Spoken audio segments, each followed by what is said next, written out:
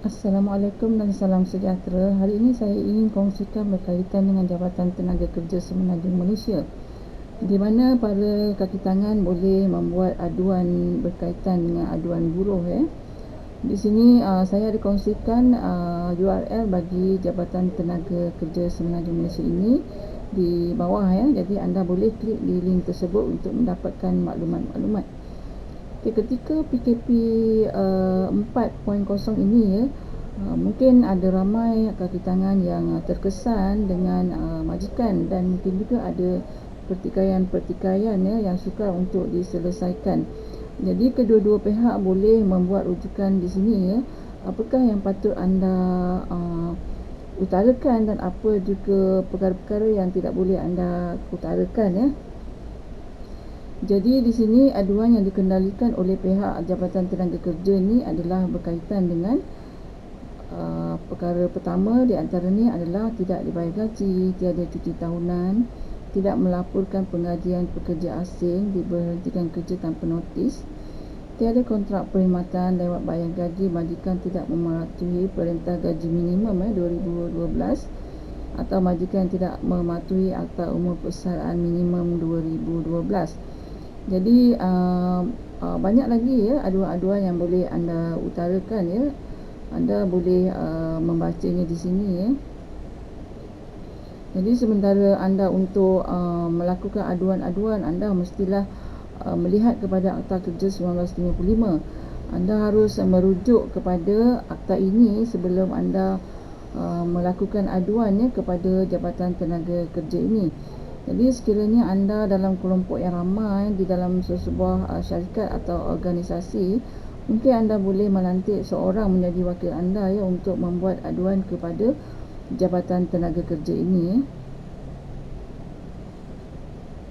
Jadi di sini ditunjukkan akta-akta yang tertentu yang mengkhusus kepada perkara-perkara yang sering menjadi pertikaian sekarang ini. Jadi antara tata cara untuk melakukan aduan adalah pengadu boleh membuat aduan melalui satu, hadir sendiri ke pejabat tenaga kerja yang berhampiran dengan tempat kerja anda. Keduanya, menghantar surat kepada Jabatan Tenaga Kerja. Ketiga adalah menelefon ke talian teli kerja Jabatan Tenaga Kerja. Dan juga yang keempat, melalui email rasmi Jabatan Tenaga Kerja Semenanjung Malaysia. Jadi anda boleh merujuk kepada maklumat-maklumat ataupun merujuk kepada alamat ataupun merujuk kepada siapakah pegawai-pegawai yang bertugas pada hari tersebut untuk anda melakukan aduan. Jadi di sini ada disediakan beberapa soalan lazim yang sering menjadi persoalan kaki tangan. Jadi anda boleh membaca di sini perkara-perkara ataupun soalan-soalan lazim dan disediakan jawapan dia sekali.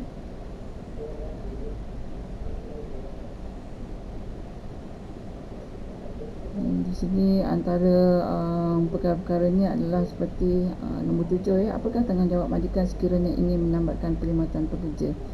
Jadi sekiranya ada syarikat-syarikat yang terkesan sekarang ini dan ingin menambatkan perkhidmatan kaki tangan anda, jadi anda boleh merujuk kepada perkara-perkara ini. Antaranya ialah ganti notis jika majikan tidak memberi notis yang mencukupi. Kedua adalah faedah penamatan kerja bagi pekerja yang genap 12 bulan berturut-turut perkhidmatannya dengan majikan, atau cuti rehat tahunan jika berkelaikan, maka cuti rehat ini adalah pihak majikan kena membayarnya. Dan juga lain-lain bayaran berhak diterima oleh pekerja, contohnya seperti baki gaji dan sebagainya. Antara yang lain juga adalah berapakah tempoh notis penamatan yang perlu diberikan oleh majikan atau pekerja. Sekiranya tidak ada ternyata di dalam kontrak perkhidmatan, tempohnya adalah seperti berikut. Jadi jika tidak ada ditentukan notis di dalam kontrak perkhidmatan ataupun di dalam offer letter, jadi kita boleh merujuk kepada tiga perkara ini. Bagi kurang 2 tahun perkhidmatan 4 minggu notis ataupun 4 minggu upah sebagai ganti kepada notis tersebut. Bagi yang bekerja 2 tahun tetapi kurang 5 tahun perkhidmatan, 6 minggu notis atau 6 minggu upah sebagai ganti kepada notis tersebut. Bagi kaki tangan yang telah bekerja 5 tahun dan ke atas, memerlukan 8 minggu notis ataupun 8 minggu upah sebagai ganti notis. Jadi anda boleh merujuk kepada perkara-perkara ataupun soalan lazim yang telah diberi jawapan di sini ya, untuk memudahkan anda melakukan perbincangan sama ada dari segi majikan untuk membuat perbincangan yang lebih sistematik ya, ataupun kepada kaki tangan yang ingin membuat perbincangan dengan majikan. Jadi anda boleh mengetahui perkara-perkara asas ya, sama ada tuntutan anda sebagai pekerja itu valid ataupun bersesuaian ya dengan akta yang telah disediakan di dalam Akta Kerja 1955. Jadi seterusnya adalah berkaitan dengan pengiraan kerja lebih masa ya. Ini juga satu perkara yang sering menjadi pertanyaan kaki tangan ya. Bagaimanakah majikan membayar kerja lebih masa mereka? Jadi anda boleh merujuk kepada kiraan ini dan berbincang dengan majikan sama ada kerja lebih masa yang mereka bayar adalah mengikut kepada formula yang telah ditentukan oleh Akta Kerja 1955. Di sini juga diterangkan apakah yang dimaksudkan kadar upah hak biasa, kadar upah bagi pekerja bergaji mingguan, dan berapa hari cuti rehat mingguan yang layak diperoleh oleh pekerja. Di sini ada anda boleh merujuk ya. Ini adalah antaranya yang sering kaki tangan bertanya ya. Antaranya berapakah jumlah minimum cuti umum yang layak oleh pekerja dalam setahun. Jadi di sini diberitahu bahawa sekurang-kurangnya 10 hari cuti yang diwartakan dalam setahun, termasuk 4 hari cuti umum, iaitu yang ini adalah antara cuti-cuti yang wajib diberi kepada kaki tangan ya. Dan sekurang-kurangnya mereka mendapat 10 hari cuti yang diwartakan dalam setahun. Ini adalah nombor 34 adalah berkaitan dengan kadar bayaran bagi kerja bagi hari cuti kelepasan am ya. Ini adalah bagi kerja lebih masa yang dilakukan pada public holiday.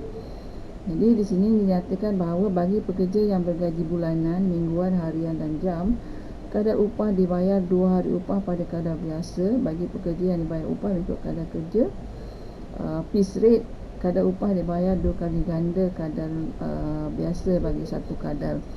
Jadi jika anda kurang memahami, anda boleh menelefon kepada Jabatan Tenaga Kerja ini dan bercakap dengan pegawai yang bertugas ya pada hari tersebut. Ini adalah juga perkara-perkara lain ya berkaitan dengan sijil cuti sakit atau MC ya. Jadi anda boleh merujuk kepada laman web ini yang URL-nya saya telah sediakan di bawah ini ya. Antaranya nombor 51 apakah formula pengiraan bayaran faedah penamatan kerja dan renti kerja setara. So ini adalah kiraannya 12 bulan upah dibahagi dengan 365 hari didarab dengan kelaikan kadar dan tempoh perkhidmatan. Adakah kegagalan majikan untuk membayar renti kerja secara setara menyebabkan kontrak perkhidmatan terputus ya? Jawapannya adalah kegagalan majikan untuk membayar renti kerja setara tidak menyebabkan kontrak perkhidmatan terputus. Apakah hukuman jika majikan lewat membayar upah? Majikan yang lewat membayar upah adalah melakukan kesalahan di bawah Seksyen 91(a) dan boleh dikenakan denda tidak lebih RM10,000 setiap kesalahan di bawah Seksyen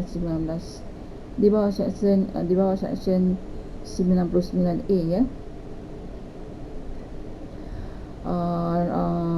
Soalan lazim 54, apakah hukuman jika majikan membuat potongan terhadap upah yang berlawanan dengan Seksyen 24 ya? Jawapannya adalah majikan yang membuat potongan terhadap upah adalah melakukan kesalahan di bawah Seksyen 91(c) dan boleh dikenakan denda tidak lebih RM10,000 setiap kesalahan di bawah Seksyen 99A. Soalan lazim 55, apakah hukuman jika majikan gagal membayar gaji cuti sakit? Majikan yang gagal membayar gaji cuti sakit adalah melakukan kesalahan di bawah Seksyen 100(5). Begitu jugalah persoalan-persoalan yang lain di mana jawapannya adalah telah disediakan di sini ya. So soalan lazim 63, bagaimanakah untuk memfailkan aduan? So jawapannya adalah aduan boleh dibuat dengan hadir secara sendiri ke pejabat tenaga kerja yang berhampiran. Adakah peguam boleh hadir untuk mewakili pihak-pihak di dalam prosedur mahkamah buruh? Perwakilan tidak diperuntukkan di bawah Akta Kerja 1955. Walau bagaimanapun, pegawai yang mengendalikan kes boleh mengutarakan kuasa budi bicara bagi membenarkan mana-mana pihak di dalam kes yang dikendalikan untuk diwakili. Mana-mana pihak di dalam kes yang ingin diwakili hendaklah mengemukakan borang surat kuasa bertindak sebelum kes bermula. Jadi anda boleh melihat kepada soalan-soalan lazim. Semoga ianya boleh memberi jawapan asas kepada perkara-perkara yang menjadi pertikaian antara kaki tangan dan juga majikan. Pihak majikan juga boleh merujuk kepada perkara ini dan sebaik mungkin kita sebagai majikan hendaklah mematuhi perkara-perkara ataupun syarat-syarat di dalam Akta Kerja 1955. Itu sahaja yang saya ingin kongsikan pada anda semua hari ini. Jangan lupa untuk subscribe channel saya dan semoga anda akan mendapat notifikasi video-video yang akan saya upload pada masa akan datang supaya mudah untuk kita membuat rujukan dan melakukan perkara-perkara yang betul pada perkara pertama.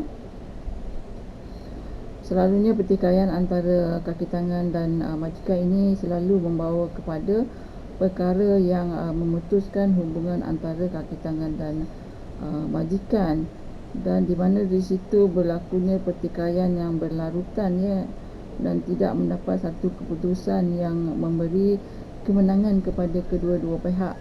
Jadi majikan dan kaki tangan boleh merujuk kepada laman web ini bagaimana anda boleh menyelesaikan pertikaian sekiranya berlaku di antara majikan dan juga kaki tangan. Itu sahaja yang saya ingin kongsikan hari ini. Assalamualaikum warahmatullahi wabarakatuh.